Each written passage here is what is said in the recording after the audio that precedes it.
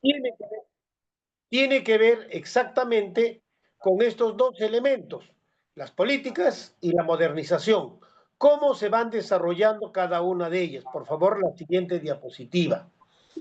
Nosotros vivimos en un mundo en el cual tenemos un conjunto de problemas, ¿no? En las cuales están directamente en nuestro entorno, en nuestro medio inmediato, en la colectividad, en la sociedad macro y en el país en su conjunto.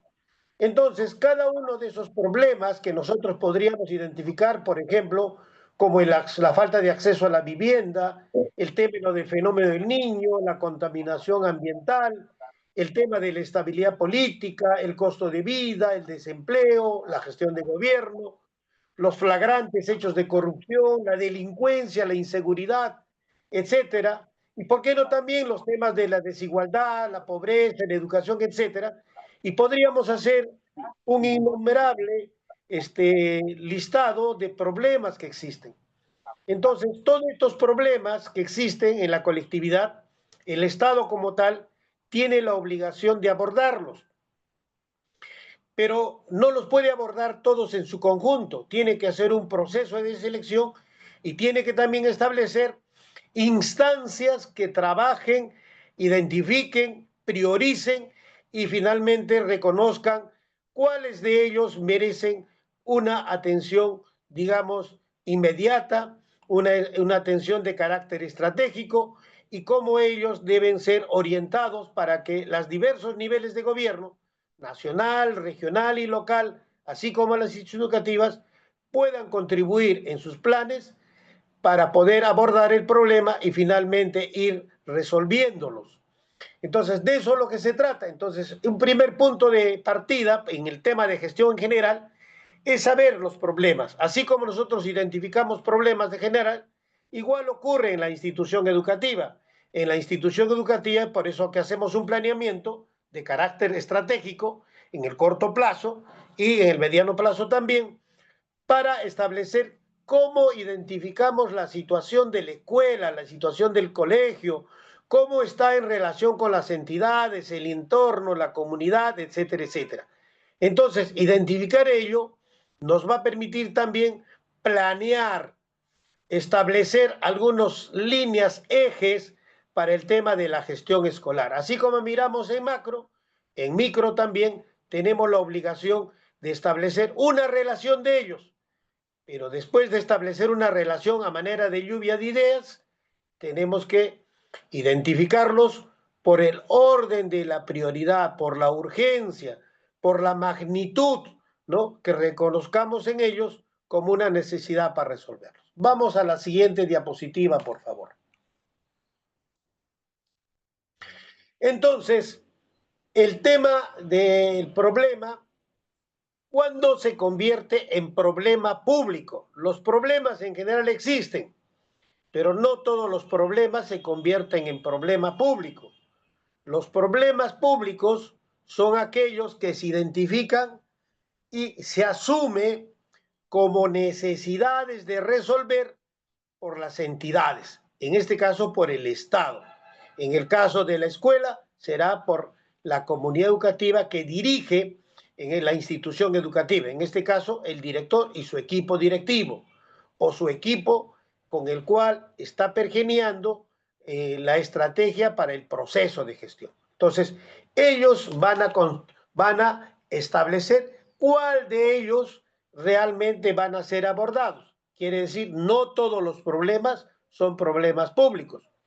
Son problemas públicos aquellos que se identifican, que han sido priorizados y que se han sido señalados como necesarios para abordarlos en un proceso de gestión. Ese es un punto de partida clave que tenemos que tener nosotros. Vamos a la siguiente diapositiva.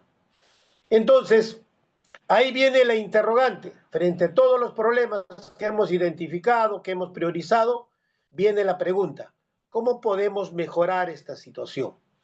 ¿Cómo podríamos hacer, por ejemplo, en la institución educativa, que un niño o niños que tenemos en la escuela, que tiene un conjunto de dificultades en el tema de los aprendizajes, cómo puedan resolver, sabiendo que en su entorno, por ejemplo, vemos problemas de salud que son permanentes. ¿Debido a qué?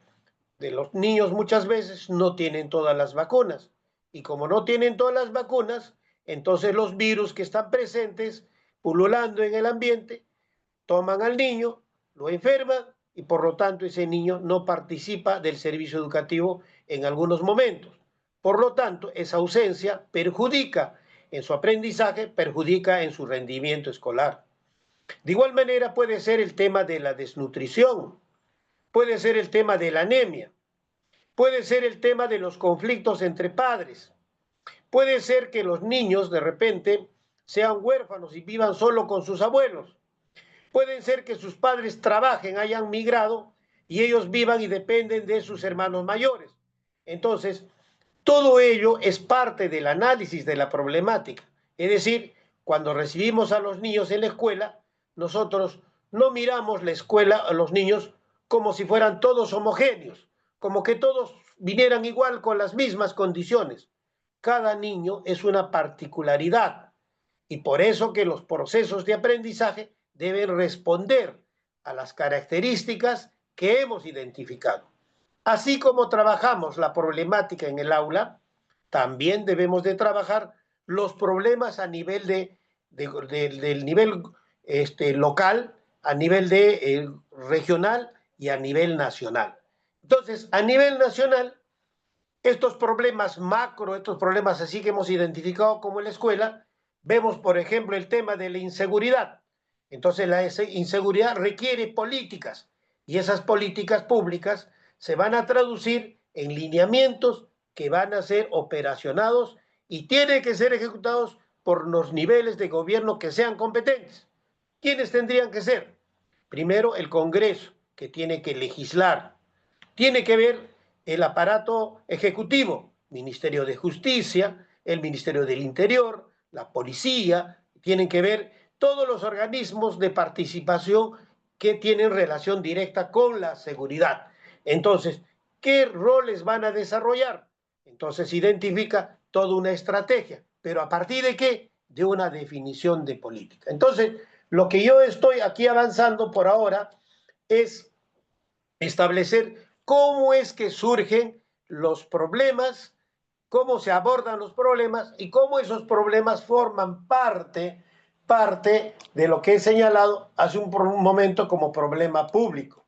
Entonces, cuando esos problemas públicos ya han sido incorporados, los asume una instancia de gestión, un colegiado que lo define el Estado, entonces van a formar parte de lo que se llama la agenda pública. Vamos a seguir en la siguiente diapositiva, vamos a considerar entonces qué cosa es la agenda pública. Entonces, la agenda pública no es sino esos problemas que hemos identificado, que hemos priorizado, lo vamos a trasladar para su abordaje, para estar establecido ya como respuestas concretas a través de los mecanismos de ejecución que tiene el Ejecutivo Nacional, y por lo tanto se van a desarrollar también una desagregación de responsabilidades a nivel regional, local, es decir, a todos los niveles de las instancias de los gobiernos subnacionales. Estamos con la siguiente diapositiva, por favor. Entonces, esa agenda pública es aquella que va a contener los problemas públicos priorizados, pero que finalmente los aborda ya directamente el Estado. Esos son los que van a desarrollar. En el caso de la institución educativa, en la institución educativa, nosotros como equipo directivo, con los docentes que forman parte de ese estamento que pergenia, que elabora, que sistematiza, también tiene que establecer una agenda, pero una agenda de los problemas que tenemos para priorizarlos y que van a ser considerados ¿dónde? En el plan anual de trabajo y van a ser considerados también en la propuesta curricular de la institución educativa. Entonces, cada uno en sus niveles, se dan cuenta, nosotros en los colegios también desarrollamos políticas, pero eso son políticas adecuadas al contexto micro en el cual nosotros estamos desarrollando.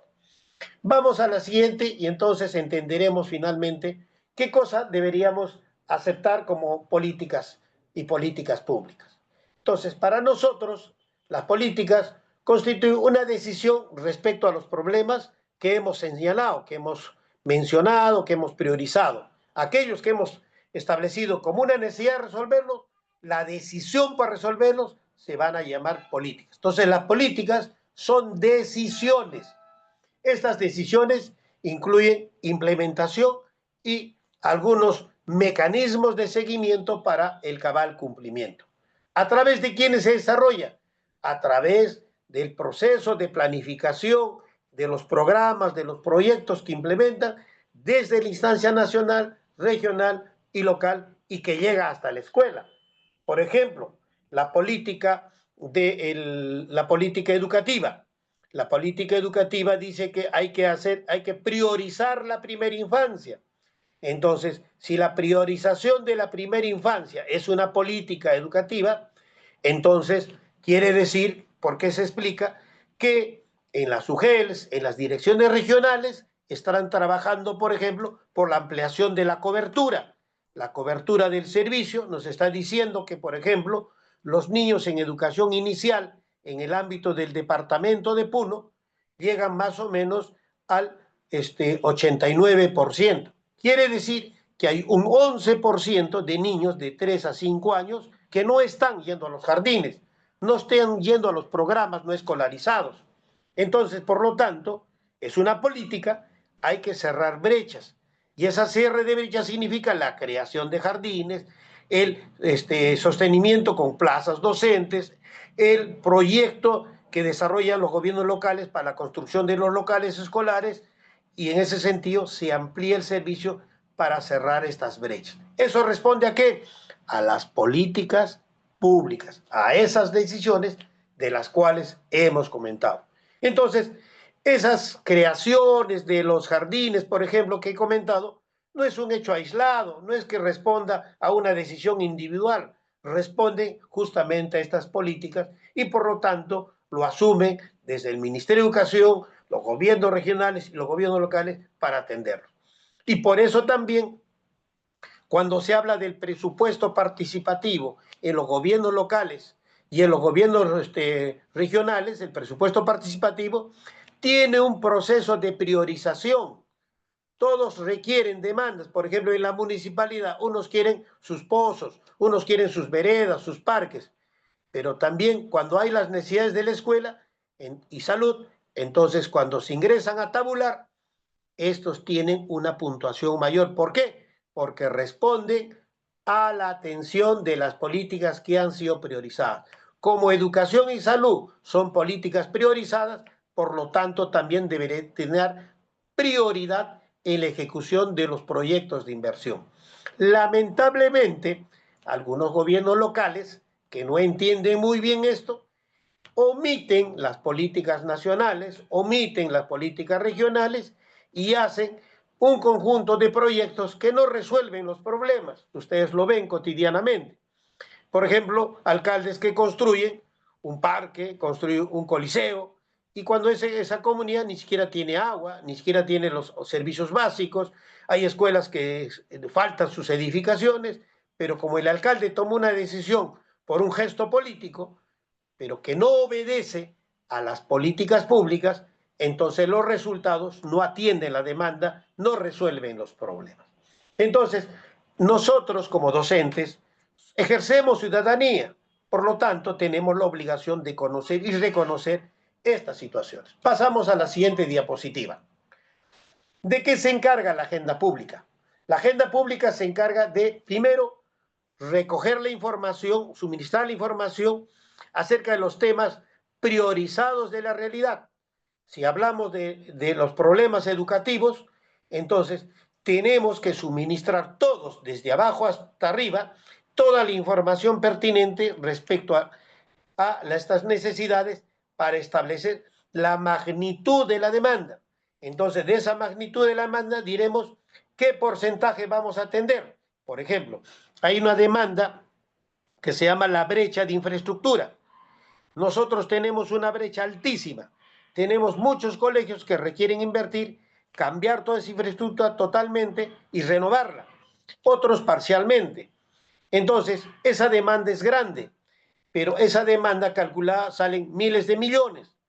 Como no tenemos un presupuesto de miles y millones destinados a educación, especialmente infraestructura, tenemos que establecer por dónde empezamos. Entonces, ahí también existen algunos manoseos. Por ejemplo, desde el gobierno nacional se ha priorizado algunas grandes obras para grandes colegios con grandes montos de dinero, pero que si esos montos de dinero se empleasen para construir 100 escuelas, tranquilamente la brecha de la calidad educativa en infraestructura y en las condiciones estarían superadas.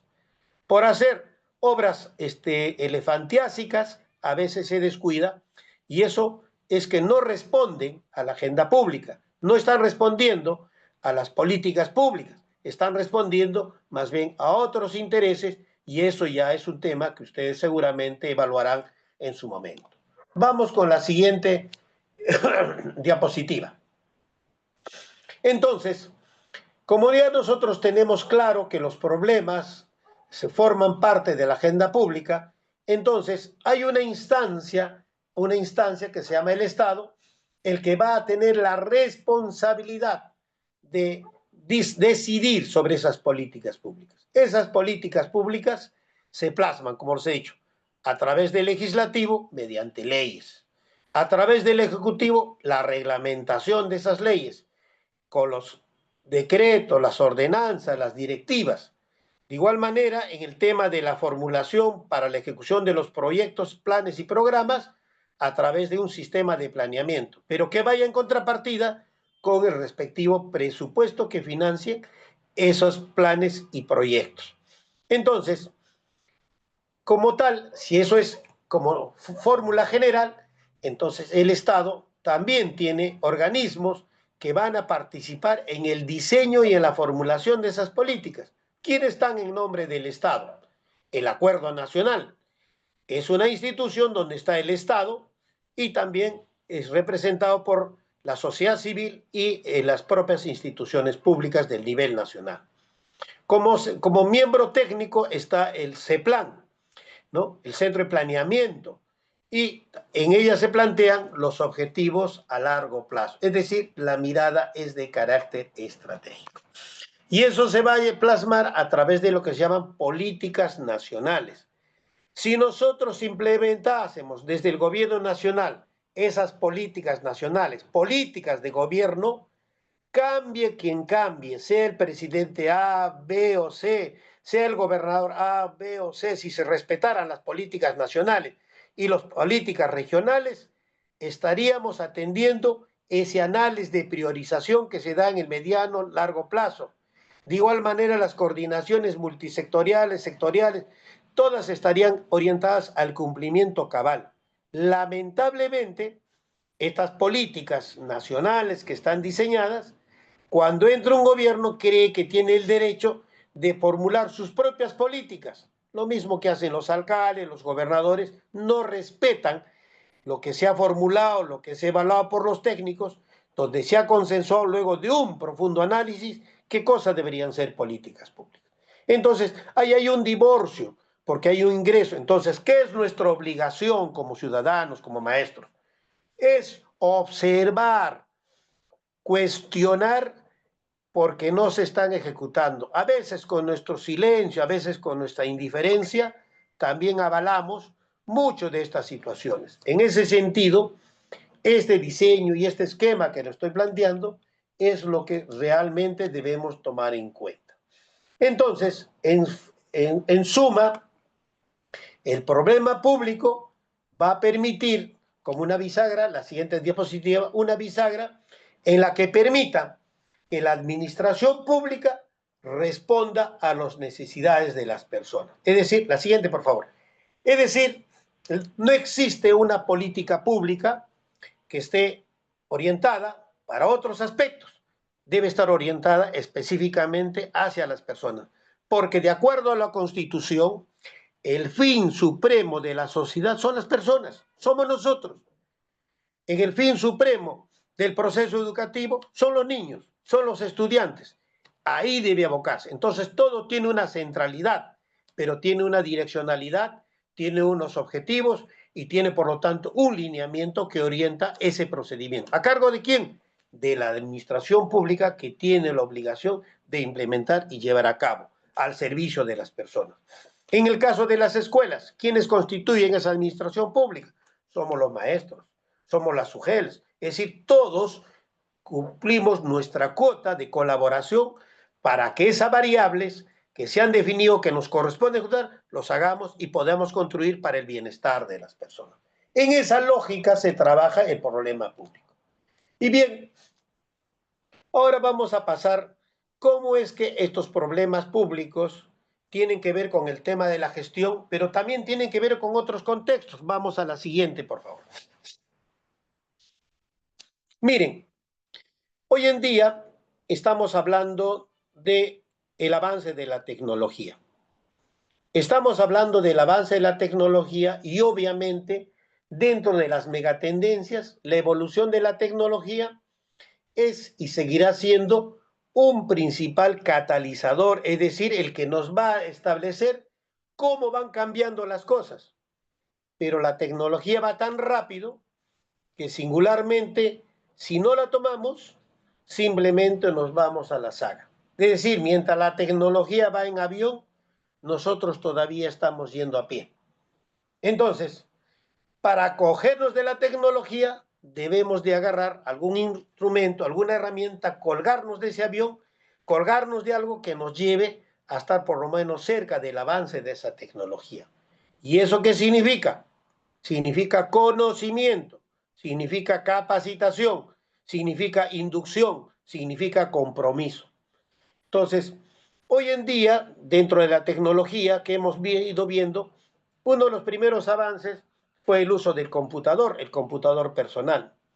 Ese computador personal generó un cambio de las máquinas de escribir que teníamos con sus teclados a otro tipo de teclados mucho más sensibles, pero con una pantalla en la cual podíamos escribir, podíamos desarrollar imágenes, podíamos corregir, borrar, y ese fue nuestro computador. Luego vinieron las portátiles, las tablets, etcétera, etcétera. Hasta que llegó el celular. El celular terminó matando muchas de las herramientas tecnológicas que hemos tenido. Un celular hoy en día reemplaza una radio, una cámara, reemplaza un teléfono, reemplaza todo. Es más, escanea, hace videollamadas, etcétera, etcétera. Tiene una infinidad de funciones y cada vez que se renuevan los equipos, nos vamos sorprendiendo cada vez más. Pero no solamente es el celular, es el conocimiento puesto de manifiesto en la tecnología. Y una herramienta que ha entrado fuertemente es el tema de la inteligencia artificial. La inteligencia artificial no es algo nuevo, es algo que ha ingresado ya, digamos, los 25 últimos años del siglo pasado, o sea, en 1970, 75 aproximadamente, ya se empezó a hablar de la inteligencia artificial. Lamentablemente, esa información era una élite, un círculo muy especial de gente ligado a la investigación, a la tecnología, es un círculo muy pequeño, pero que existía, sí ha existido. Entonces, esa inteligencia artificial es la que ha ido introduciéndose en el computador como programas. Pero hoy en día, ahora tenemos los apps y tranquilamente podemos entrar a través de diversos aplicativos como el ChatGPT, podemos entrar el Gemini o podríamos entrar, es decir, una lista que yo ni siquiera me atrevería a mencionar porque han aparecido tantas formas de inteligencia artificial que realmente es sorprendente. Ahora el profesor puede realizar su programación con inteligencia artificial y tranquilamente puede desarrollar, si es que está preparado. Pero quien ahí nos preocupa son los estudiantes. No se olviden que los chicos son nativos digitales. Estamos hablando de la generación Z. Estos chicos manejan el celular sin que alguien les haya enseñado ni siquiera a leer y escribir, pero manejan el teclado mejor que cualquiera de nosotros. Y entonces, eso realmente nos sorprende, porque estos chicos son nativos digitales. Y justamente la tecnología ha sido diseñado para ellos, más que para nosotros. Por eso que ellos entienden el lenguaje que está desarrollado en esos mecanismos de comunicación. Entonces, de ahí que resulta que hace un tiempo atrás, hace 10 años atrás, cuando empezamos a hacer los trabajos y veíamos que los chicos podían presentar unos trabajos fabulosos, entraban algunos medios, ¿no?, de información como el Rincón del Vago, y el chico tranquilamente podía recoger un trabajo similar y lo presentaba. Y el profesor decía, oye, qué sorprendente que estos chicos hagan bien su trabajo. Entonces, a nosotros no nos resultaría raro hoy en día que a través de la inteligencia artificial los chicos también desarrollen un conjunto de trabajos y entonces vayan manejando mejor que nosotros. Entonces, mientras los chicos van yendo en patines, corriendo o en bicicleta, nosotros estamos yendo a pie. Entonces, la educación tiene que ir de la mano, no puede ser que los chicos nos aventajen. Y entonces nos obliga a entender que estas megatendencias están dándonos una reflexión. Estamos en una época de cambios y entonces todo el sistema de políticas públicas, de la gestión escolar, etcétera, tiene que tener herramientas también de esta nueva tecnología. Porque si esas herramientas no las utilizamos, simplemente vamos a demorar mucho más.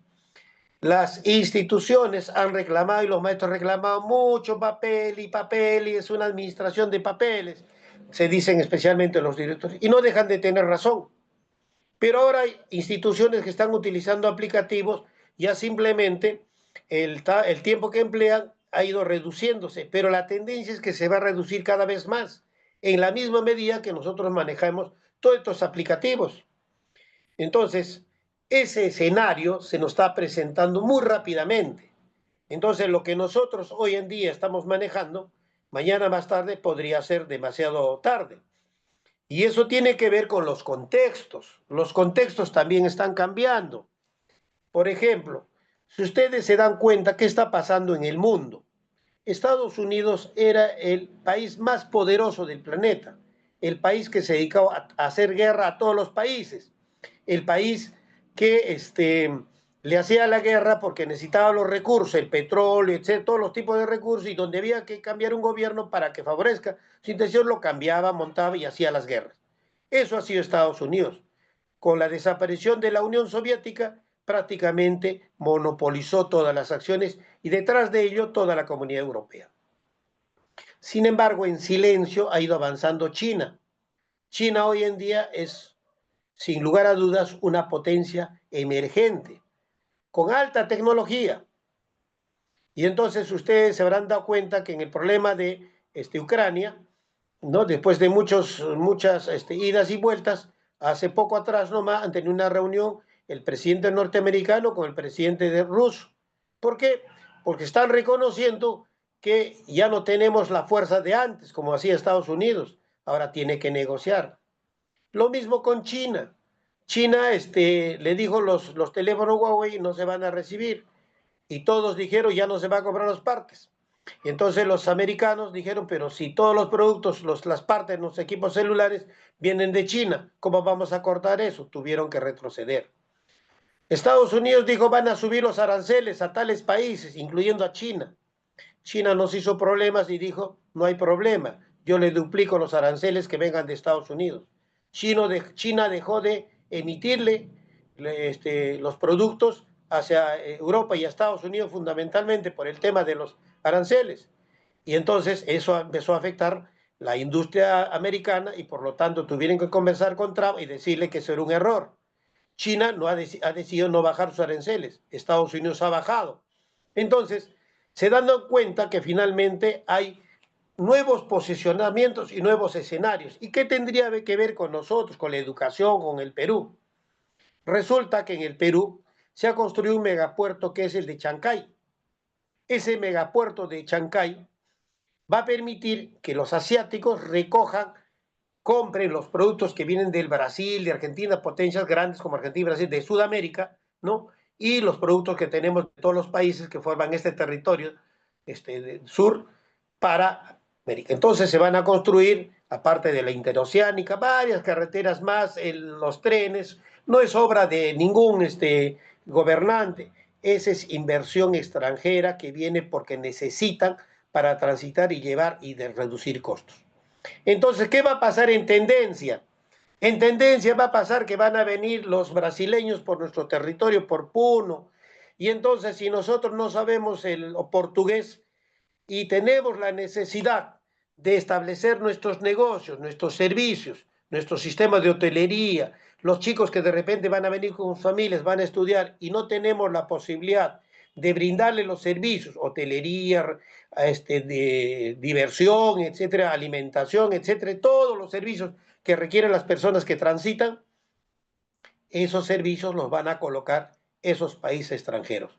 Y si nosotros no avanzamos en la educación, ni en la tecnología, ni en la industria, simplemente seguiremos jalando las maletas como hasta ahorita los estamos haciendo. Es decir, si esos contextos que estamos mencionando, grandes, que están ocurriendo, no son parte de nuestro análisis, quiere decir que estamos navegando en una isla. La siguiente, por favor.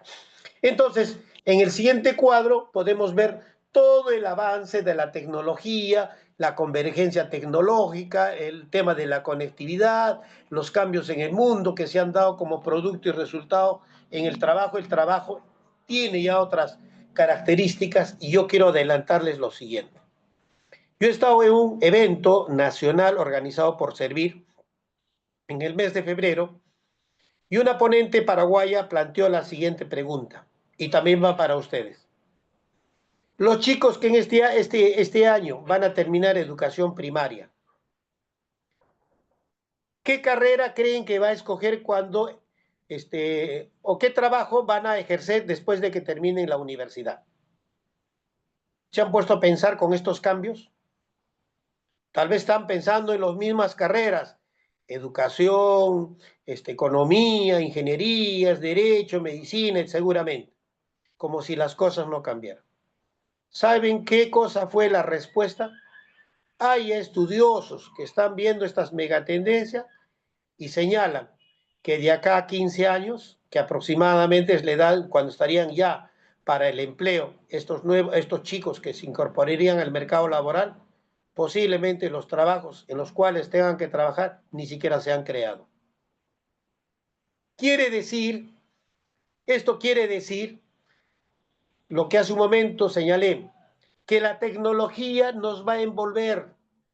La tecnología nos va a marear, la tecnología, si no vamos al mismo ritmo, va a ir mucho más rápido y vamos a terminar en el centro, solito mirando cómo la tecnología pasa por nuestras narices y nosotros no podemos embarcarnos para recorrer parte de ese trayecto, de ese avance de la tecnología, si es que no tomamos en seriedad la preparación, el conocimiento, la capacitación, la reflexión sobre estos hechos.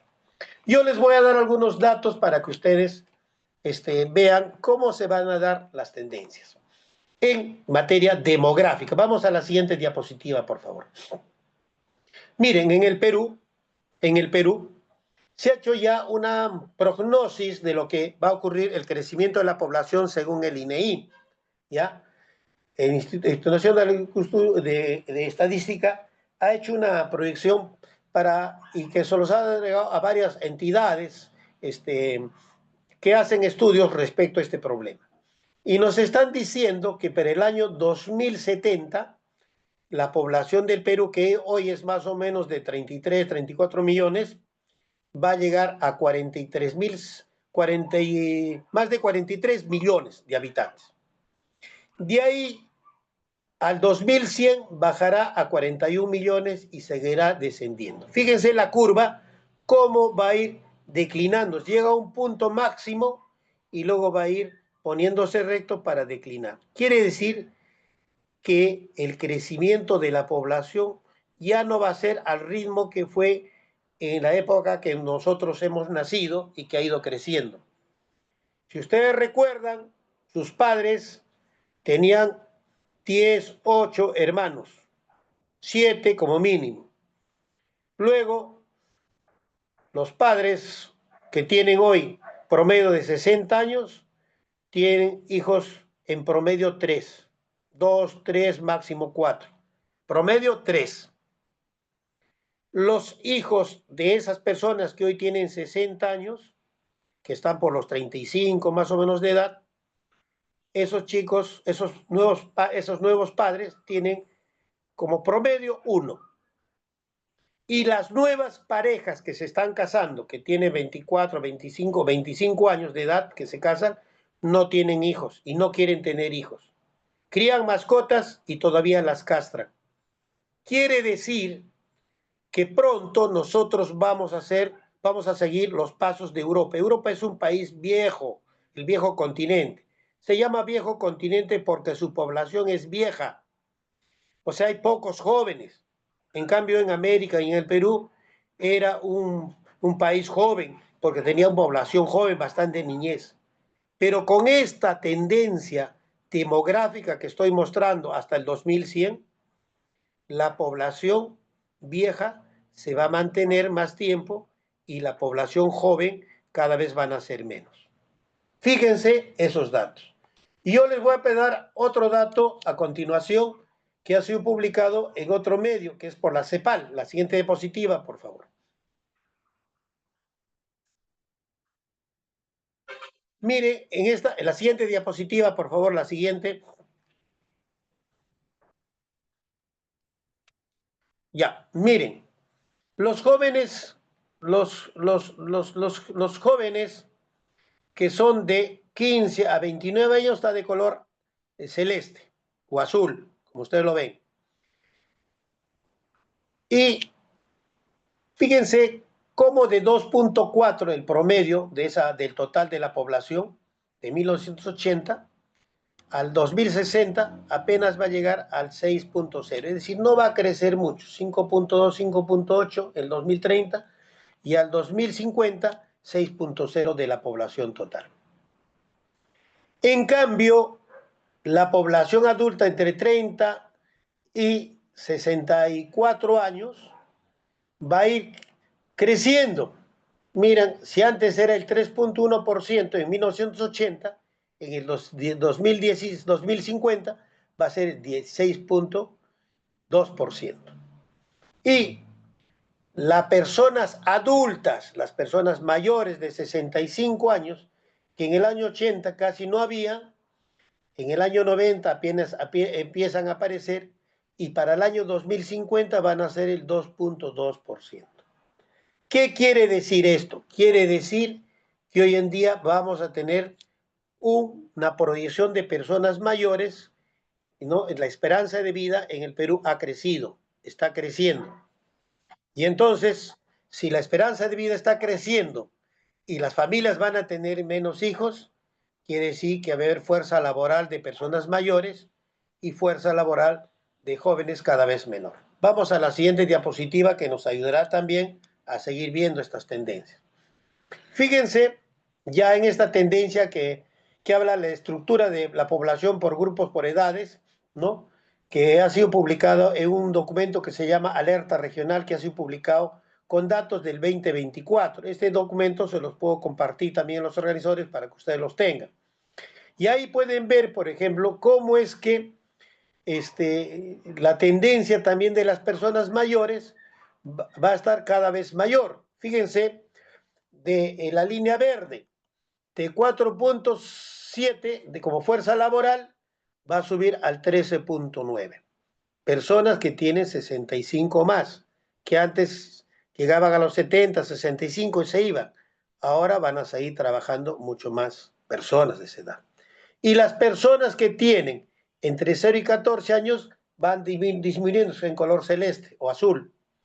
Y las personas que van entre 15 y 64, de igual manera, van a ir creciendo, pero muy lentamente. Es decir, casi se van a mantener el mismo promedio. Entonces, esta situación nos está obligando a tomar en cuenta que más adelante las escuelas, los colegios tendrán cada vez más o menos estudiantes.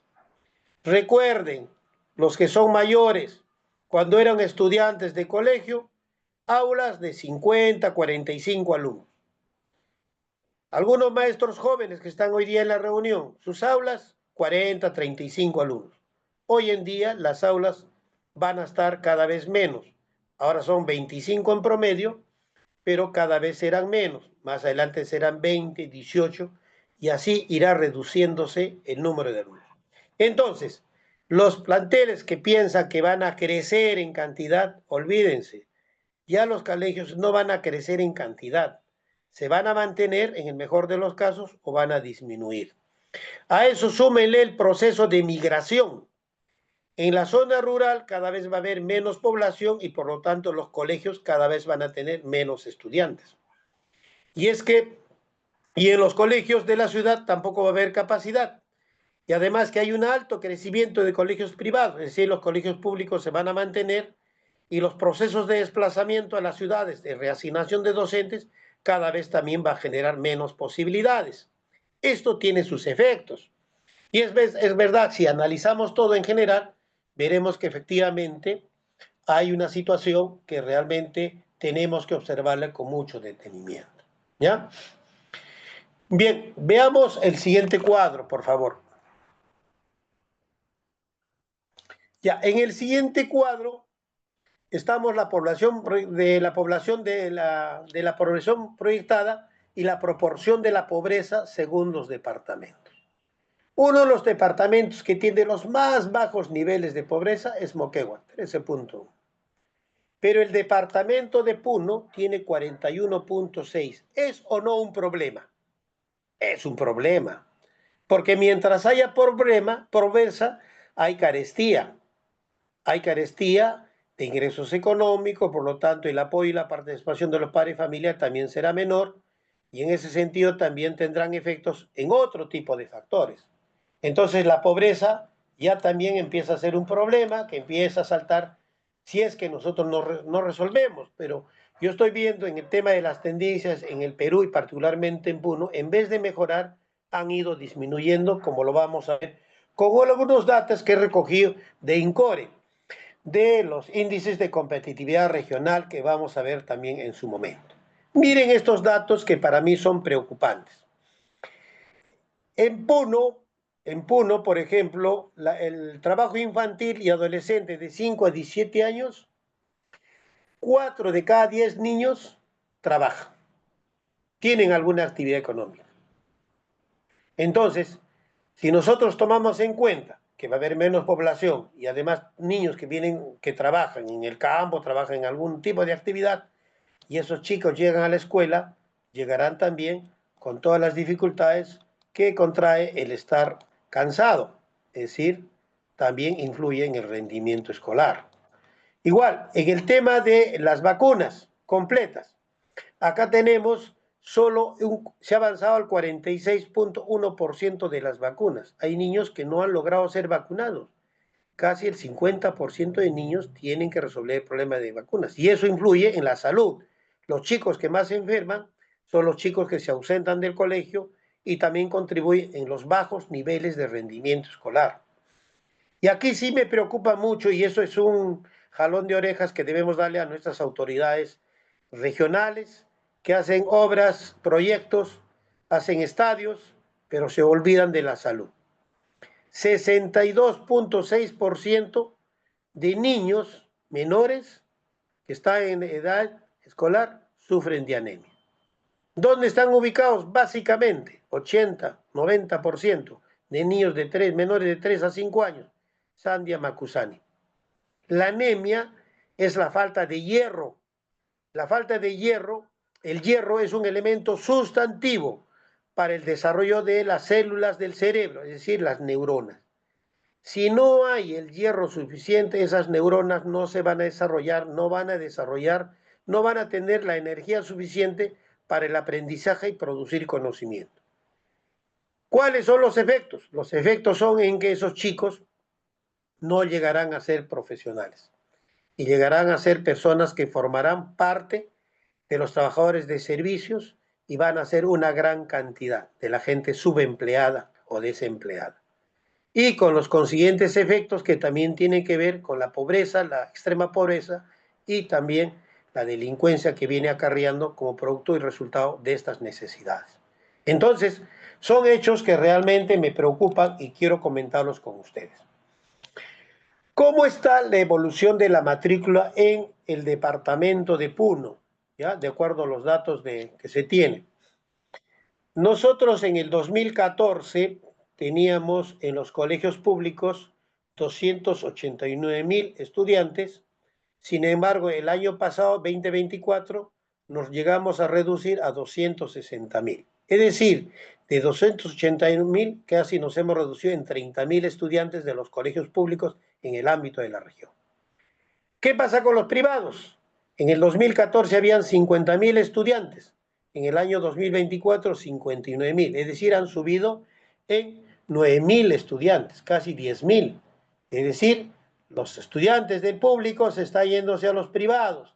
Alerta con eso, si los chicos no brindamos un buen servicio, pronto nos vamos a quedar con menos estudiantes. ¿Qué implica eso? Reducción de plazas, y en ese caso los excedentes, y en ese caso reducción de plazas de contrato, y en ese caso, etcétera, etcétera, etcétera. Y eso ya ustedes seguramente lo entenderán mejor.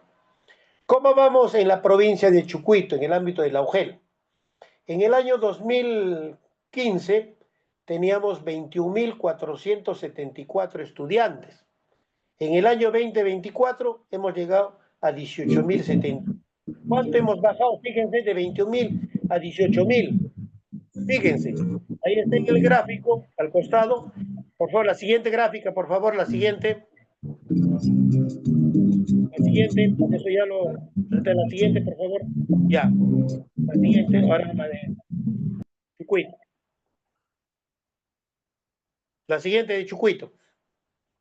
Ya, ahí, por ejemplo, fíjense, cómo la población ha ido disminuyendo. De 21.474 que teníamos en 2015, ha bajado a 18.075. Fíjense cómo va en caída. Ahí está la gráfica a la derecha. Cómo ha ido bajando. Mire, cada año ha ido bajando. No hay ningún año que se haya mantenido, haya crecido. Todos los años ha ido bajando.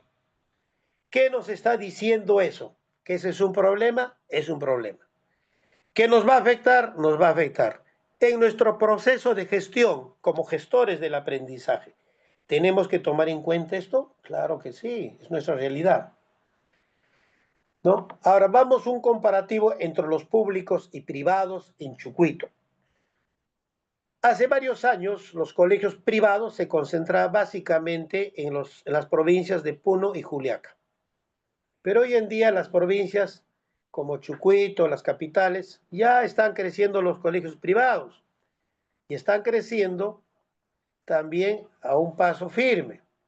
Fíjense la población de los estudiantes de colegios públicos, de 20.735 que había en el 2015, al año pasado se redujo la población de colegios públicos 17.369 estudiantes. Había una merma de casi 4.000 estudiantes. Entonces, eso es una cantidad. ¿Cuántos colegios ahí tenemos ahí que han disminuido? Fíjense. En cambio, los colegios privados hay una disminución pequeña, de 739 a 706. Casi se mantiene, ¿ya? No ha sido muy afectado, pero los colegios públicos sí, estamos hablando de cerca de 4.000. Es una cantidad significativa, imagínense, ¿no? 4.000 estudiantes distribuidos entre todos los colegios, ¿cuánto se ha reducido? Vamos a ver cómo están los índices de competitividad en educación. El año 2024, por efectos del rendimiento escolar en promedio, nosotros llegamos al 4.5% de competitividad, es decir, ¿qué nivel de competitividad? En cambio, Moquegua tiene el 8.6, luego Tacna, Lima, Arequipa, son los 4 departamentos, le sigue Ica. Pero nosotros estamos en el puesto número 12, 4.5. No estamos tan mal. La siguiente, por favor, la siguiente diapositiva. Y entonces, eso es un dato preocupante, pero 2024. ¿Y qué dice INCORE para el año 2025? Para el año 2025, según los datos, nosotros hemos pasado del 12 al puesto número 15. Es decir, en vez de crecer, en vez de mejorar, hemos reducido. O sea, somos cada vez menos competitivos. ¿Quién está el más competitivo? Lima. Ya la superaba Moquegua, Tacna, Arequipa. Siguen siendo los cuatro adelante, llevan la delantera. Hace años los cuatro están adelante. Moquegua, Tacna, Arequipa y Lima. Y nosotros como Puno nos mantenemos 12, pero hoy hemos reducido al puesto número 15. No vaya a ser, por competitividad, sigamos cayendo. Y los efectos obviamente son como consecuencia de esos datos que estamos viendo. Y acá también vamos a ver otros datos que tienen que ver con educación y salud. ¿Cómo estamos en salud para los datos del año pasado? Nosotros en salud estábamos en el puesto 21, ¿ya? De competitividad. Los más competentes, Lima, Arequipa, Tacna, Ica. Moquegua en el quinto lugar, pero sigue adelante. En cambio, Puno, en el tema de salud, en el puesto 21. ¿Y cómo estamos para este año? Lo que ha publicado. Seguimos en el puesto 21 en salud. Vamos con la siguiente diapositiva. ¿Cómo estamos en los índices de competitividad regional en general? Puno, el año 24, en el puesto 20. O sea, todos los sectores, educación, salud, infraestructura, inversiones, economía, PBI, etcétera, etcétera. ¿Ya? En último lugar, Loreto. Moquegua, Lima, Arequipa, Tacna. Siempre los cuatro primeros. Fíjense, se mantienen. ¿Cómo hacen? Trabajan. Es la única explicación. ¿Cómo está el índice de competitividad para el año 2025? Puno ha pasado al puesto 23. Un poquito más, ya estamos en la cola.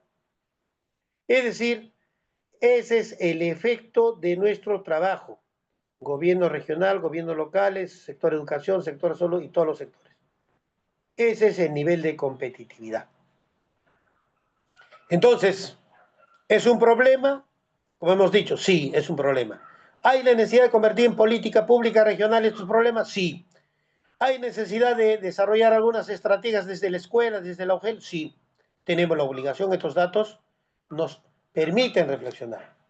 ¿Cómo están en el tema de la anemia? Nosotros, ahí está, Puno, el último lugar, ¿ya? El más afectado por el tema de la anemia en todo el Perú, ni siquiera esa Huancavelica que antes lo miramos, 70.4.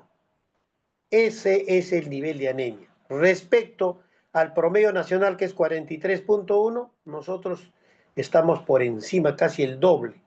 El que tiene menos anemia, Tacna, Cajamarca, Lima, Lambayeque, Moquegua, Ica, La Libertad, Piura, Arequipa.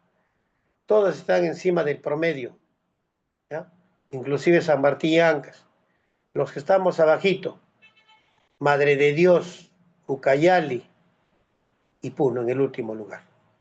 Lamento señalar este cuadro, pero es nuestra realidad y tenemos que sacudirnos y decir, esto no puede ser. Hay que reflexionar sobre esto. ¿Cómo estamos en el tema de la vacunación? ¿Cómo avanzamos en el tema de la vacunación? Lo que yo les di unos datos hace unos momentos. Puno, en el último lugar. Primer lugar, Ancash, Apurímac, Lima, Tumbes, Piura, Tacna, Junín, La Libertad, Huánuco, Cusco, Arequipa, Ayacucho. Todos están. Moquegua está también con problemas de vacunación y está en 61. Lima, 57%. Amazonas, 64%. Madre de Dios, uff. Loreto está antes que Puno. O sea, estamos peor que Loreto. ¿Mm? Eso no es posible, pero está ocurriendo. Entonces, como ustedes han visto, las políticas nacionales que tienen que implementarse corresponden a cada uno de los sectores. En el caso del sector educación, tenemos un instrumento que se llama el Plan Estratégico Sectorial Multianual. El Plan Estratégico Sectorial Multianual, que es al año 2030, ha establecido las siguientes políticas que ustedes deben saber. Política Nacional para la Niñez y la Adolescencia. Política Nacional de Empleo Docente. Política Nacional de Salud Perú País Saludable. Política Nacional en Discapacidad en Desarrollo. Política Nacional para las personas adultos mayores. Esas son las políticas que están a cargo del sector educación. En Política Nacional para la Niñez y la Adolescencia, ahí tendríamos que ver los aspectos que hemos mencionado, los temas que son referentes a educación y salud. ¿Cuáles son los objetivos que hemos planteado como sector educación para asegurar los cambios en atención a las políticas y a los problemas que hemos identificado y que se han identificado en los diversos instrumentos de gestión de carácter estratégico.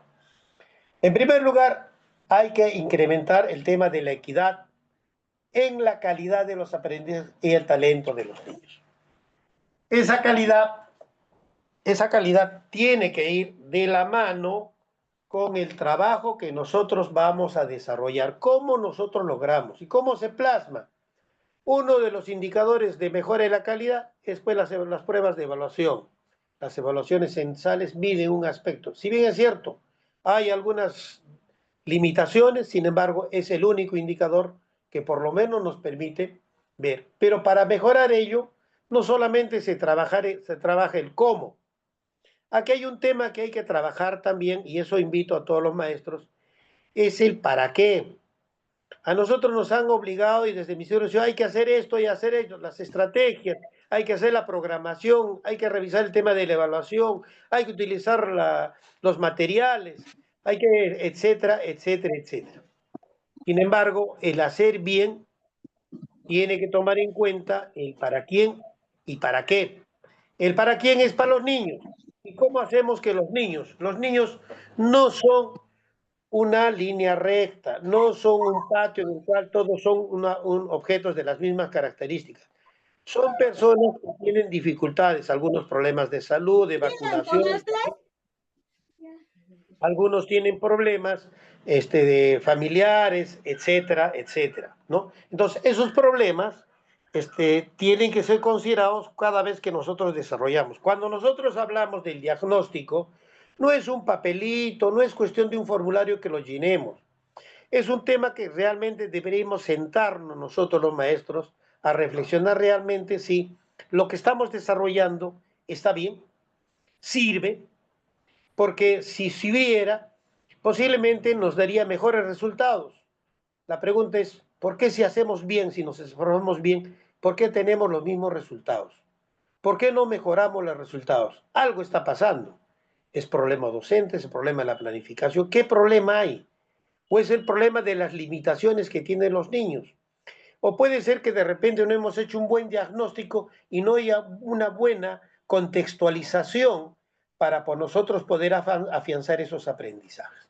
Entonces, eso nos obliga a nosotros, cuando vemos este objetivo estratégico, cómo vamos a plasmar. El otro objetivo estratégico es garantizar la oferta de educación superior técnica y universitaria. Acá resulta que las carreras de educación superior, tanto pedagógica, tecnológica, se mantienen invariables. Pareciera que el mercado no ha variado. Vemos varios tecnológicos en el departamento de Puno, cada vez con menos estudiantes. Además que están abandonados, sin equipamiento, con carreras que ya no sirven. Se ha hecho el trabajo concienzudo de qué carreras se requieren en esas instituciones para que estos estudiantes puedan tener su tránsito por allá, porque no necesariamente la universidad es la salida, ni la universidad es la salida, porque muchos que terminan la universidad terminan no ejerciendo la carrera, y eso ustedes lo saben. Entonces, una de las alternativas que tenemos que aceptar como cierto y real para dinamizar la economía es pues son los institutos. Lamentablemente, por ejemplo, un trabajo serio. Yo ahí quisiera que, por ejemplo, detrás de la OGEL se pudiera reflexionar cómo van, por ejemplo, trabajando las propuestas con la dirección regional y el propio regional para trabajar las nuevas propuestas, las nuevas carreras, las nuevas opciones laborales, ¿no? De tal manera que los chicos que pueden estudiar en esos CEPROS, que van a tener una respuesta a las necesidades, ese chico, además de estudiar, pueda desarrollar aprendizajes también en un CEPRO o un instituto tecnológico. Entonces, esos chicos podemos sacarlos y entonces los índices de competitividad pueden mejorar. Pero no somos una isla, tenemos que trabajar de la manera coordinada, somos un corporativo. Lamentablemente cada uno mueve su remo, pero no estamos moviendo al unísono, no estamos coordinando y posiblemente hagamos muchos esfuerzos, pero si hiciéramos un esfuerzo menor, pero coordinado, posiblemente los resultados serían mejores. El otro objetivo es incrementar las competencias docentes. Eso se tiene que ver con todas las evaluaciones, las capacitaciones que se han venido dando para los docentes. Y en contrapartida, en el tema del efecto remunerativo. El efecto remunerativo ya se ha ido mejorando y obviamente hay incentivos. Hay docentes que al terminar su periodo laboral tienen unos ETS bastante fabulosos y los sueldos tampoco ya no son menos, sino están en mejores condiciones. No son los fabulosos, pero sí están, son sueldos higiénicos. Sin embargo, el tránsito de unos sueldos de ayer a unos mejores sueldos tampoco ha tenido un efecto, es decir, no es una ecuación. Entonces, si bien es cierto, el sueldo puede ser un alivio para las necesidades económicas, sin embargo, está faltando algunos elementos. Creo que nos falta reflexionar algunos elementos como es el compromiso que tenemos con la sociedad. Nosotros como personas, si nosotros no tomamos una decisión firme con nuestros conciudadanos niños pobres, no hacemos un trabajo, posiblemente vamos a tener los mismos resultados de lo que tenemos hoy. Gente que vota por cualquiera por culpa de nuestro trabajo educativo. De repente no ha sido el suficiente porque nuestra sociedad no puede estar dirigida por personas que no hacen bien la gestión. Alcaldes que hacen mal su trabajo, que ya están pidiendo ya la revocatoria, gobernadores que están envueltos en denuncias de corrupción, congresistas que no nos representan, como resultado de que la educación se refleja a través de nuestra participación ciudadana. Es la mejor evaluación que tenemos de la vida. Entonces, es un indicador de cómo nosotros estamos reflejando nuestro trabajo. Y yo quiero, en ese sentido, más allá de hacer nuestra tarea, es acudir al sentimiento individual, al compromiso de ciudadano que tenemos por asegurar mejores condiciones para estos chicos, que seguramente tienen expectativas, pero cuyas expectativas nosotros tenemos que favorecerlas. El tema de la seguridad, calidad funcional de la infraestructura también es otro reto. Hay una alta demanda de infraestructura, hay proyectos de inversión. Lamentablemente, desde el Ejecutivo Nacional se han priorizado obras elefantiásicas. Las obras, los colegios bicentenario, los colegios mayor, los colegios de alto rendimiento, ¿no? Son los que se han priorizado, los colegios emblemáticos, pero las escuelitas, los lugares que más necesitan, todavía tienen dificultades y creo que ahí hay que tener la mirada. Pero ¿quiénes tienen que hablar por nosotros? Son pues nuestros representantes. ¿Y qué dicen nuestros representantes? Hacen algo, posiblemente su participación sea débil por cómo se refleja en los resultados. De igual manera, otro objetivo estratégico es el fortalecer la gestión sectorial, es decir, las instituciones, la SUGEL, las direcciones regionales, los gobiernos regionales, también tienen que ser fortalecidas. Tienen que tener también las condiciones, no solamente en las condiciones de infraestructura, sino también en la capacitación, en el redimensionamiento de cómo debe funcionar una institución moderna. Una institución como una mujer ya no puede estar trabajando con los papelitos de ayer, tiene que estar ingresando con las nuevas tecnologías para hacer mucho más viable las necesidades y las consultas de los maestros. Ahí, por ejemplo, ¿cuántos maestros quisieran unas consultas?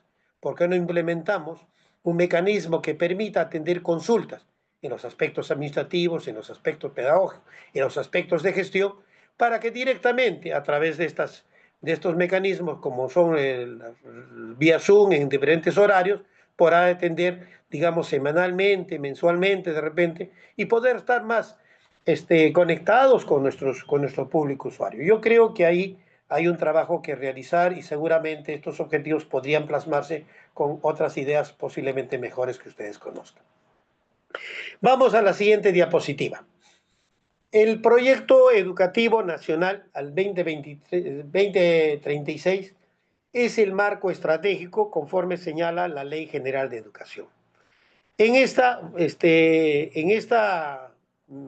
plan se ha visto cómo debería ser la nueva escuela, la escuela que debe reflejar nuestro trabajo. Tiene que ser, tiene que considerar la centralidad en el bienestar del estudiante. Ahí decía, por eso, el fin de la educación es el estudiante. Todo lo que hacemos, la mejora en las condiciones, el uso de los recursos, el fortalecimiento de capacidades, el uso de estrategias, el hacer el análisis contextual, el diagnóstico pertinente, todo eso tiene que ser para ver cómo mejoramos las condiciones de los estudiantes. Y de igual manera, otro elemento es que hoy en día los niños tienen mayores dificultades. Los problemas socioemocionales son cada vez más frecuentes. Niños que tienen problemas en casa, tenemos problemas de familia, que no hay quien los escuche. Los chicos vienen con un conjunto de necesidades, necesitamos que alguien los escuche. El maestro tiene que ser un receptor, pero él solo no va a resolver. Posiblemente estas acciones tendríamos que ver cómo nos organizamos como escuela para atender, digamos, de manera rotativa, de manera colegiada, o ver algún mecanismo que nos permita establecer una buena práctica para atender esta necesidad. Atender esta situación va a contribuir también en los resultados de los aprendizajes. La valoración y atención de la diversidad.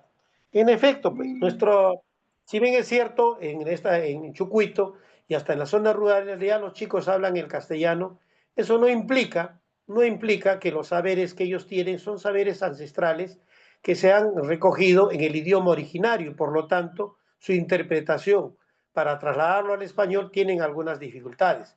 Ese hecho hay que tomarlo en cuenta. Es decir, ¿por qué? Porque si nosotros no advertimos y consideramos todos como si fueran iguales y como si fueran todos citadinos, seguramente estemos observando también resultados que obviamente estarán hablando lo que corresponde. La evaluación formativa. La mejora continua es una necesidad para todo tipo de trabajo y dentro de ello educación, por lo tanto. O sea, nunca dejamos de aprender, maestros. Todos los días aprendemos, todos los días. No es que las capacitaciones sean las mismas, lo mismo, se suele decir, y no es lo mismo. Siempre hay cosas diferentes, siempre hay un punto que reflexionar, 2 o 3 mensajes ya hacen la diferencia. Eso es lo dialéctico. Y por lo tanto los procesos de enseñanza y aprendizaje también tienen que estar a tono de estos nuevos cambios, de estos nuevos contextos que hemos avanzado. Por lo tanto, esa visión que plantea el proyecto educativo nacional, esa es la que tiene que alumbrar siempre nuestro trabajo. Es decir, que nos permita a nosotros que los chicos puedan tener vidas ejerciendo responsablemente su libertad para construir proyectos personales y como ciudadanos conviviendo y dialogando de manera intergeneracional. Es decir, los niños de ayer, los niños de hoy tienen que aprender de los mayores y de los maestros, de los padres, pero con un elemento importante que es el maestro que ha establecido el mecanismo y que articule ese tipo de información y saberes. Y bien, pasamos a la siguiente diapositiva. El Acuerdo Nacional, como les he dicho, que es una instancia en la cual se establecen las políticas, ha establecido una cuarta política de Estado. Este Estado ha señalado que debemos tener un Estado eficiente, transparente y descentralizado. ¿Ven? Esa es una política. ¿Y por qué esa política? Porque ha visto que la administración, las instituciones son administradores de papeles, son burocráticas, verticales, no hay una atención hacia el ciudadano. Hay un conjunto de barras burocráticas que afectan y que muchas veces devienen en corrupción. Y entonces el Acuerdo Nacional dice, este Estado tiene que ser eficiente, tiene que ser transparente, pero también descentralizado. Aunque es una buena idealización de esta política, sin embargo, hay, digamos, pocos esfuerzos por materializarlo. Los esfuerzos no son tan contundentes como se requiere. Y ahí ustedes van a ver todos los dispositivos que han establecido estas políticas. La 04, por ejemplo, aprueba la Política Nacional de Modernización. Es decir, ahí establece cuáles son los ejes que tienen que considerarse como elementos para decir que estamos avanzando hacia la modernización. De igual manera, el decreto supremo 103 que activa ya las propuestas al 2030 y la actualiza la 04. El decreto supremo 056 que aprueba la política general de gobierno incluye los ejes lineamientos prioritarios del gobierno al 2021. El decreto legislativo 1412, el decreto supremo 029 regula el gobierno digital. Estamos hablando de gobierno electrónico, el uso de las tecnologías, el uso de la inteligencia artificial, ya están previstos en las normas. Es decir, no es algo que está fuera de las normas, que la norma no lo ha comprendido, ya están previstos. Decreto legislativo tiene rango de ley. Por lo tanto, las instituciones educativas, las UGELs, tienen la obligación de embarcarse en esta apuesta para ver cómo nosotros hacemos para que nuestro Estado sea más eficiente, transparente y descentralizado. La UGEL, un organismo que ha sido diseñado desde el Ministerio de Educación con una cabeza, un jefe de gestión institucional, gestión pedagógica, un apoyo administrativo y el mismo esquemita que se repite de Tumbes hacia Tacna. ¿Eso ha variado? No ha variado. ¿Cuánto ha hecho el gobierno regional para modificar esa estructura? ¿Es su competencia? Claro que es su competencia. Claro que es su competencia. Entonces, por lo tanto, siendo su competencia, le corresponde a esta instancia de gobierno rediseñar, formular que esa gerencia o esa dirección regional de repente no está respondiendo, fue un contexto anterior. ¿Cómo debiera ser la OGEL? De igual manera, las instituciones, el modelo de las instituciones educativas, la parte organizativa, debiera ser de esa misma manera, debería ser de manera vertical. ¿Cómo deberíamos hacer para que sea mucho más efectivo en el trabajo que nosotros vamos a desarrollar, ¿no? Entonces, todas esas cosas tienen que verse para el cabal cumplimiento de esta política de Estado que debe materializarse. Vamos a la siguiente diapositiva, por favor. Entonces, en el tema de la modernización de la gestión pública, hay un problema general que así ha sido diseñado en los dispositivos que he mencionado. En primer lugar, el bajo desempeño del Estado, lo que genera desconfianza e insatisfacción insatisfecha. ¿Qué quiere decir? Que los ciudadanos no están contentos con la administración. Dicen, bueno, no, hace lo mismo, siempre no son oportunos, no hacen bien, en vez de ayudarnos nos limita, nos retrasa, no son oportunos, etcétera, etcétera. Todos los calificativos que seguramente ustedes podrán señalar. Yo menciono algunos nomás de manera, digamos, específica para no hacer muy abundante, porque de lo que se trata no es problematizar, sino establecer de qué se trata esta propuesta de modernización. Entonces, a partir de este diagnóstico que se hace en transición, este problema general, ¿no? Que constituye que es un bajo desempeño por varios factores, entonces se ha establecido, por ejemplo, que el diseño de la estructura no responde, es antigua. No puede ser que sigan funcionando con estructuras donde sea cada una oficina es una isla, ¿ya? Y hay una débil articulación entre los sectores, cada uno, por ejemplo, los temas de las vacunas, los temas de la anemia, deberían trabajarse con la escuela, el sector salud debería trabajar, no solamente para la campaña venir, vengan para acá, deberíamos trabajar de manera colegiada, deberíamos trabajar de manera conjunta para ver cómo atacamos. Lo que hoy nosotros en la escuela podríamos explicar a los padres, explicar que la vacunación es una necesidad, muy bien se podría trabajar con el sector salud. El tema de, por ejemplo, cómo hacer que los alimentos que ingerimos puedan contribuir a la disminución de la anemia. Eso también merece una explicación. Tiene que ser parte de un proceso educativo. ¿Por qué?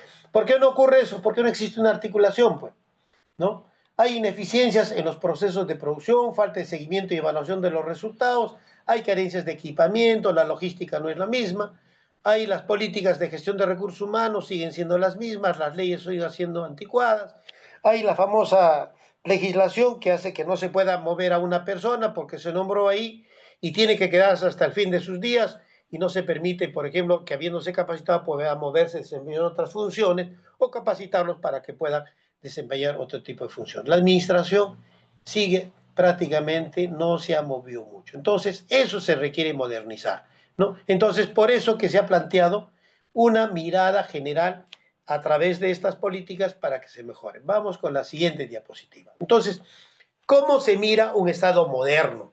¿Cómo debería ser una gestión moderna? Tendría que ser abierto. Quiere decir que todos sepan lo que estamos haciendo. ¿Y por qué tienen que saber? Porque es una gestión pública. ¿Qué significa público? Que todos nosotros como personas, ¿ya? Que constituimos FARME, con todas las formamos parte de esta figura que se llama Estado, somos todos partícipes, pero como no todos podemos gobernar, entonces elegimos a algunas personas, le damos la confianza para que gobierne en representación, le otorgamos con nuestro voto esa, esa prerrogativa, ¿no? Entonces, con esa competencia ellos hacen leyes, gobiernan, etcétera, etcétera. Pero como lo hemos nombrado nosotros, lo hemos elegido, lo hemos puesto nosotros, le pagamos nosotros, ellos tienen la obligación de rendirnos. Ellos nos deben la obligación, pero eso no se cumple.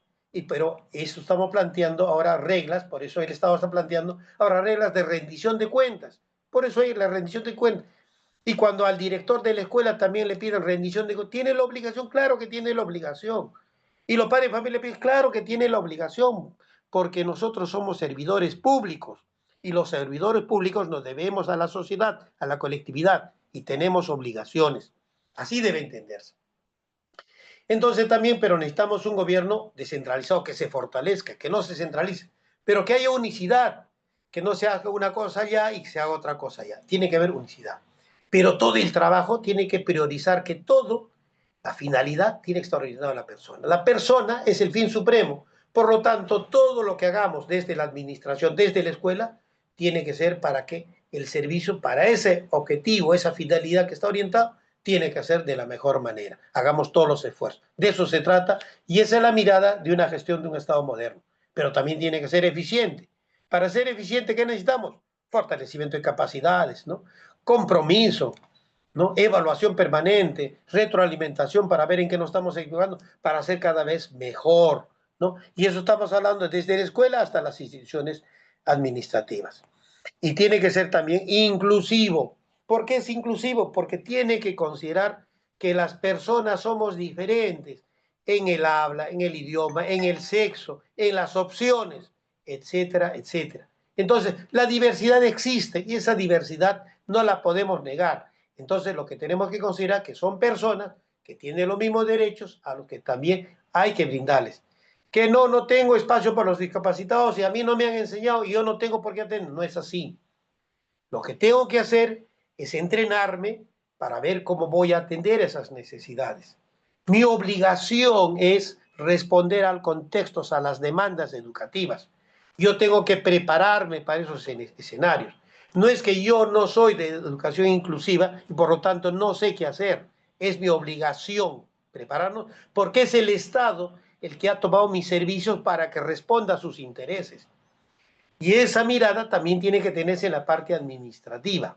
Es decir, todos los que somos servidores públicos, los que formamos parte de las instituciones del Estado, tenemos la obligación de la prestación de un servicio de calidad, eficiente, transparente, que nos sirva, que sea útil y que finalmente podamos generar lo que se llama valor público.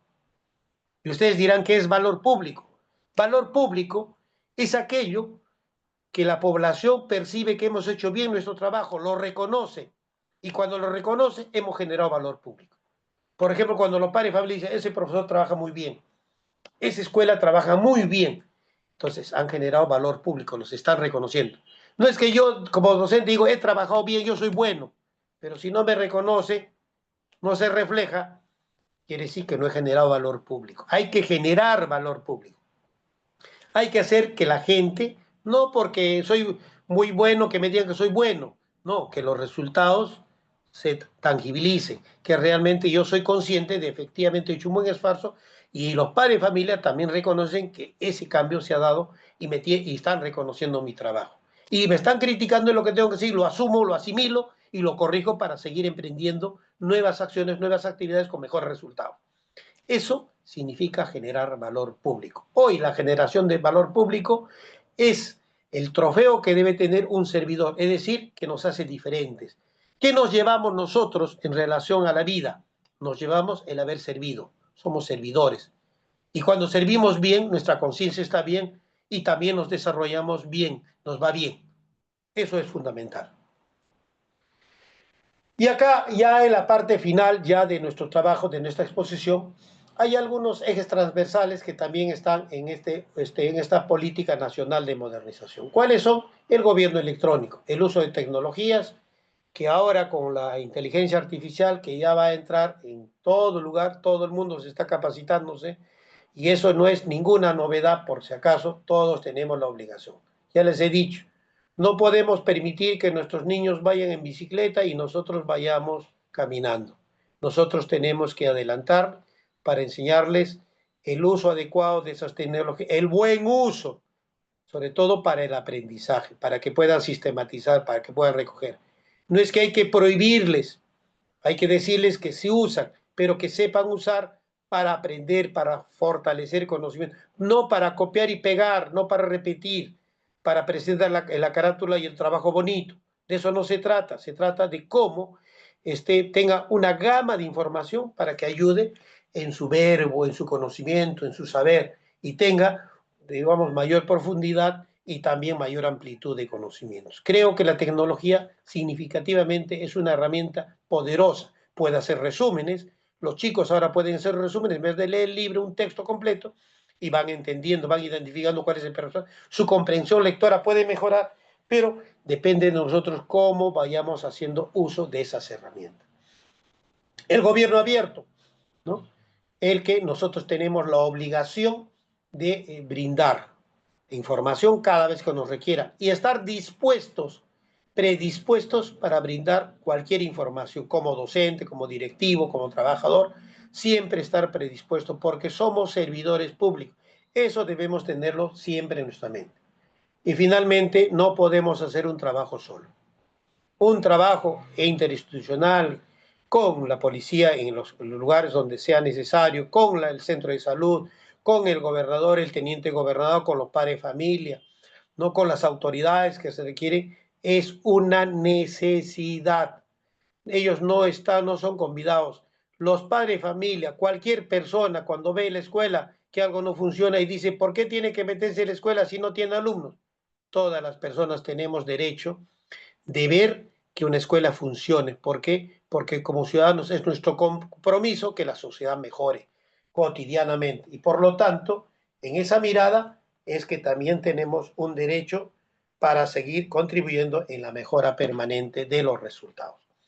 Bien, con esta última diapositiva yo quiero dar por concluido con estas reflexiones que he alcanzado, digamos, de una manera con unas dificultades al inicio, pero espero que haya resarcido en alguna medida toda esa expectativa que ustedes han puesto en manifiesto en la jornada del día de hoy. Gracias a todos ustedes. Bien, de primera instancia, doctor Jorge Luis Choque Mamani, queremos agradecerle por por compartir toda esta sapiencia, ¿no? Con nosotros, con quienes vamos formando parte de este diplomado. De hecho, ahora podemos verlo ya. De hecho, en el chat hay algunas reflexiones, algunos comentarios, a manera de reflexiones, claro está, ¿no? Nos dice, por ejemplo, en la agenda pública como docentes, desde donde nos encontramos, como docentes, claro está, de aula, ¿cómo podemos cuestionarnos? Dice, ¿no? En parte de la participación que usted ha tenido. Asimismo, aquí nos están escribiendo, dice, ¿qué brechas tendríamos que cerrar para seguir para seguir en los cuatro primeros lugares? ¿Es posible llegar a los cuatro primeros lugares que debemos hacer frente a ello como docentes? Son algunas de las interrogantes que nos han planteado también en el chat la noche de hoy, doctor. Si de pronto podríamos absolver ahí, aquí también le voy a leer uno de los comentarios, por favor. Dice, ah, ¿por qué todos estos objetivos estratégicos están escritos? Sin embargo, a la hora de la hora, a veces lo olvidamos, ¿no? Esa es parte de lo que también decía en, em, en el chat, ¿no? Quizá de por ahí, para cerrar esta participación suya, dar algunos alcances a propósito de estos comentarios. Gracias. Miren, en el tema de la agenda pública, cada vez que sale alguna iniciativa, algún proyecto, ¿no? Siempre hay consultas. Entonces, esas consultas son trabajadas en una agenda, en la agenda pública. Esa agenda pública está a cargo de instancias del gobierno nacional, pero el gobierno nacional suele alcanzar consultas. Por ejemplo, han sacado varios dispositivos que los alcanzan para que participen. Lamentablemente, a veces nosotros no los tomamos en cuenta, pareciera que no fueron de importancia o no nos enteramos. Entonces, por eso no participamos. Sí hay mecanismos de participación, hay convocatorias abiertas en las cuales hay consultas, ¿no? Entonces, sí hay mecanismos. Lo que pasa es que hay que informarse de repente debidamente para poder intervenir. En cuanto corresponde, ¿cómo mejorar, por ejemplo, estar entre los primeros lugares de los indicadores que señala el INCORE? INCORE, por ejemplo, nos ha señalado varios indicadores, cómo estamos en educación, cómo estamos en salud, cómo estamos en producción, cómo estamos en infraestructura, cómo estamos, etcétera, etcétera, ¿no? En la agricultura. Entonces, todos esos indicadores van a sumar un promedio y ese promedio hace que la región sea reconocida cuánto ha avanzado. Entonces, para estar en los primeros lugares, un primer elemento que tendríamos que nosotros como docentes de aula es ver cómo mejoramos los resultados de la educación. Recuerdo yo cuando llegué a trabajar en el año 2013 en la dirección regional, estábamos en el tema de las evaluaciones censales y había una decisión del sindicato de que no se participe en las evaluaciones censales. Bloqueaban las evaluaciones censales. Conversamos con los maestros, conversamos con los directores y finalmente se decidió que sí iba a participar en las evaluaciones censales. Entonces, recién retomamos y pudimos saber en qué estado estábamos. Y en ese tiempo, más o menos, nos encontramos en el antepenúltimo lugar. Yo recuerdo muy bien eso. Estamos en el puesto 21 o 22, me parece que estamos. Pero reflexionamos, nos reunimos con todas las UGEL, con los especialistas y decidimos ganarnos los bonos de los compromisos de desempeño y empezamos a contratar acompañantes pedagógicos a través del programa PELA, ampliamos más de la cantidad de acompañantes, ampliamos a otros colegios que no estaban focalizados, es más, hicimos un PELA secundaria, ¿no? Y logramos finalmente que esta incidencia se reflejara en los resultados. Y al año siguiente, curiosamente, subimos, del puesto que estábamos, subimos varios puntos. Yo he visto que después llegamos al puesto 12 aproximadamente donde hemos estado. Entonces, eso es producto del esfuerzo de los maestros, producto del esfuerzo que han hecho desde las UGEL, es decir, todo un compromiso de diversos niveles. Entonces, lo que está faltando ahora es que, como desde la dirección regional, la SUGEL, los colegios, nos pongamos de acuerdo qué nos está faltando para mejorar esos resultados. Tacna y Moquegua se entrenan. Ya han visto un mecanismo de entrenamiento exclusivamente para la evaluación censal. Y por eso hay varios textos que están cuestionando, por ejemplo, los resultados de Moquegua, particularmente y Tacna, porque ya se han mecanizado, hay profesores que se adiestran para enseñar para la evaluación. Entonces no está reflejando realmente el logro de esas competencias, porque están siendo entrenados tipo academia. Entonces, pero esa es una práctica que ya se ha advertido. Pero en nuestro caso no se trata, porque de lo que se trata es una formación integral. ¿Qué nos va a ayudar? Nos va a ayudar a tomar en cuenta estos contextos que hemos hablado. Oye, ¿cómo podemos exigir que unos niños puedan desarrollar sus aprendizajes si tienen problemas de alimentación, tienen problemas de salud? ¿Cuántos niños tienen problemas de ese tipo? Los identificamos, los focalizamos y trabajamos por grupos. La estrategia de trabajo en el aula puede variar, ¿ya? Entonces, no se trata de una programación por cumplimiento, sino hacemos una programación real. Y eso tiene que ser conversado con los especialistas de tal manera que el especialista no esté forzando cosas que no respondan al contexto. Entonces, por ahí pasa por sincerar qué es lo que deberíamos hacer, pero de manera armónica. Si eso hacemos nuestro trabajo y hacemos buen trabajo, posiblemente los resultados van a reflejarse en la S y eso va a contribuir también en los resultados que todos esperan, que uno vaya a avanzar. No vamos a avanzar de la noche a la mañana, pero sí podemos avanzar poco a poco.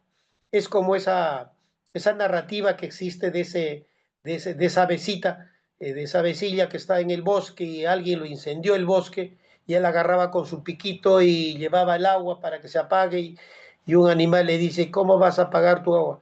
Yo no sé si va a apagar, pero por lo menos pongo mi parte y contribuyo. Ese ejemplo, ese cuento, esa narrativa que lo hemos escuchado en varias oportunidades, nos debe servir para repensar que nosotros también, siendo igual que esa avecilla, podemos también hacer en nuestra escuela, en nuestro trabajo, contribuir con nuestra gotita. La suma de varias gotas posiblemente puedan apagar este gran incendio que nos está sofocando en los bajos resultados que podemos superar. Puno es una región admirable, es una región donde la gente es comprometida, a diferencia de otros. No es pasiva, es activa. Cuando se decide, lo hace. Yo conozco Puno, he vivido en Puno, he trabajado en Puno, sé de Puno y valoro a Puno. Entonces yo confío en el trabajo de ustedes, pero es cuestión de organizarse, programar. De otro lado, ¿cuál era la otra pregunta? Perdóneme, me concentré solo en las dos primeras, si me hacen recuerdo. ¿Qué nos faltaba, doctor, para poder mantenernos en el cuarto puesto, ¿no? Era la Y la pregunta siguiente. que es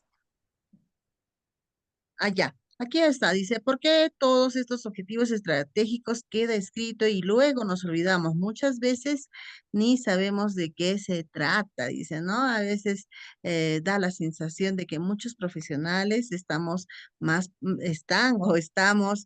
por amor al dinero, más no por... digamos, por vocación, y están en sus puestos de trabajo, sea educación, salud, ingeniero, ¿no? Y cositas así, de pronto una reflexión también, quizá ahí va la respuesta que usted hacía, en el sentido de que hay que ir contribuyendo, hay que poner nuestra cuota de contribución también para que esta situación pueda cambiar, ¿no? De otro lado nos indican Moquegua tiene canon, Puno también lo tiene, qué es lo que sucede para no estar dentro de los 5 primeros lugares, quién sería responsable, y también sumado a ello nos hace la pregunta, dice, Tacna y Moquegua trabajan pura evaluaciones, precisamente lo que usted decía, en el sentido de que ellos entrenan ya para poder participar de estas evaluaciones y quizá no se tenga que reflejar la realidad, ¿no? Sino que más estamos ya trabajando enfocado a salir bien en las evaluaciones, más no necesariamente refleje pues lo que se está haciendo a nivel regional en este caso, ¿no? Esas dos Mire, preguntas, doctor. sí, pero la mejor evaluación que nosotros podemos tener, nosotros como maestros, es de la cotidianidad de la ciudadanía. ¿Cuál es el comportamiento de los alumnos cuando terminan el colegio? Son personas mayores y ejercen ciudadanía. Lo hacen conscientemente porque tenemos las mismas autoridades. ¿Por qué nos quejamos de las mismas autoridades que elegimos? Y le decimos, es la gente del campo, es la gente. ¿Y quiénes son esa gente del campo? No, si nuestros alumnos. ¿No es el reflejo de nuestro trabajo? Entonces, ese es un indicador. Entonces, nosotros tenemos que medir más allá de estos resultados de evaluación censal, que sí siendo importante, es cómo nosotros estamos dejando nuestro empeño, nuestro compromiso, ¿no? Nuestra condición de maestros líderes para hacer que esa sociedad varíe. La sociedad va a mejorar, va a cambiar en la misma medida que nosotros le demos el impulso. Pero hay un factor importante también. Los maestros que dice, por ejemplo, dice, nos olvidamos nosotros. ¿Por qué nos olvidamos? Porque los maestros cada vez leemos menos. Y eso hay que ser autocríticos. ¿Cuánto leemos? Ingresamos al celular y estamos viendo el TikTok y estamos viendo la noticia rápida, lo que es el fake news, las noticias que son falsas, pero nos dejamos ganar y comentamos como si fuera cierto. Pero no hemos hecho una lectura de alguien que han hecho un análisis largo, prolongado, o de repente de más de una hoja. No tenemos el tiempo, no queremos leer eso. Entonces, eso es una autocrítica. En la medida que nosotros nos aboquemos mucho más a desarrollar esa práctica de lectora, nosotros vamos a poder incentivar a los chicos. Los chicos podrán leer y comprender más en la misma medida que sigan a su maestro.